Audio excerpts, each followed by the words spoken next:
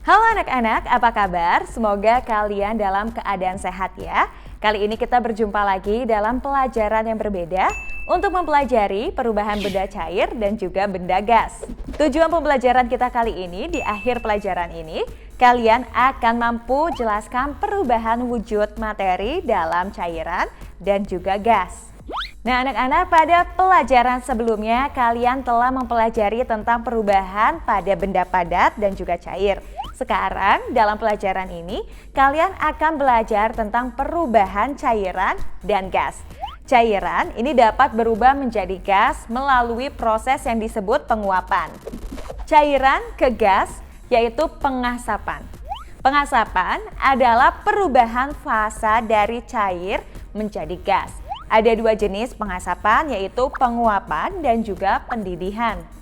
Yang akan kita pelajari kali ini adalah penguapan. Penguapan terjadi pada permukaan cairan tanpa adanya panas. Penguapan ini terjadi di bawah titik didihnya. Penguapan air terjadi ketika permukaan air ini terbuka, memungkinkan molekul keluar dan juga membentuk uap air. Contohnya adalah segelas air dijemur selama 3 jam. Setelah 3 jam, level air di gelas ini akan berkurang. Hal tersebut menunjukkan bahwa air tersebut telah mengalami proses penguapan. Tidak ada gelembung yang akan terbentuk pada proses ini. Kali ini kita akan mempelajari pendidihan. Pendidihan terjadi saat panas diterapkan ke zat. Itu terjadi di atas titik didih zat dan di bawah permukaan cairan. Pendidihan adalah penguapan yang cepat. Misalnya, saat kalian merebus air, molekul di dalam air menyerap panasnya. Saat suhu terus meningkat, molekul akan bergerak terpisah satu sama lain dan mulai bergerak bebas dan juga acak. Air mulai mendidih dan membentuk gelembung pada suhu tertentu. Suhu ini dikenal sebagai titik didih. Molekul air berubah dari cair menjadi gas. Oke anak-anak, lihatlah grafik berikut ini. Ini adalah grafik dari cair menjadi gas. Terdapat suhu, waktu, dan juga titik didih, dan juga titik lebur. Dan ada 3 materi, ada padat, cair, dan gas. Pada grafik ini adalah grafik untuk cair menjadi gas. Suhu air mendidih akan terus konstan hingga semua air telah diubah menjadi uap air. Kali ini kita mempelajari kondensasi. Gas dapat kembali menjadi cair melalui proses yang disebut kondensasi. Misalnya, kalian menutup panci berisi air matang. Tutup panci akan menahan uap air tersebut. Dan uap air akan berubah menjadi cair kembali. Dan saat gas didinginkan, molekul di air ini mulai bergerak lebih lambat. Gaya antar molekul antara molekul air cukup kuat ini untuk menarik dan juga menjaga jarak antar molekul. Pada tahap ini, gas berubah menjadi cairan. Contohnya, lihatlah gambar berikut. Ini molekul gas, ini berubah menjadi cair, agak lebih padat ya. Berikutnya, kondensasi, pembentukan embun. Pernahkah kalian melihat setetes air di daun di pagi hari? Ini sangat sejuk sekali ya. Jadi setetes kecil air itu dikenal sebagai embun.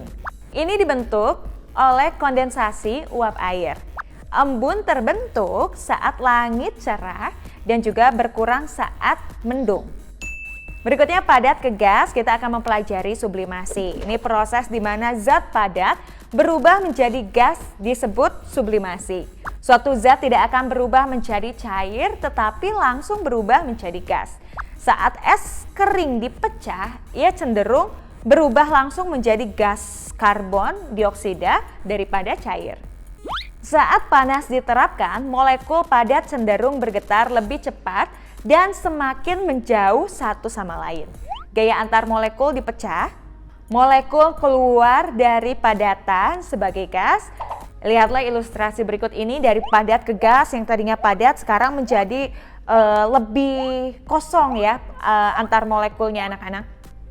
Nah ini dia gas menjadi padat yang disebut desublimasi atau deposisi.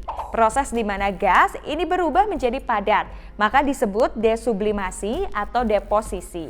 Suatu zat tidak akan berubah menjadi cair tetapi langsung berubah menjadi padat. Pembentukan es adalah contoh desublimasi atau deposisi. Uap air ini akan langsung berubah menjadi es tanpa terlebih dahulu menjadi cair. Nah anak-anak, ini dia perbedaan antara penguapan dan juga pendidihan. Penguapan ini prosesnya lambat, sedangkan pendidihan prosesnya cepat. Untuk penguapan tidak ada panas yang diterapkan, sedangkan pendidihan panasnya diterapkan. Untuk penguapan terjadi di permukaan cairan saja, tetapi untuk pendidihan melibatkan seluruh massa cairan.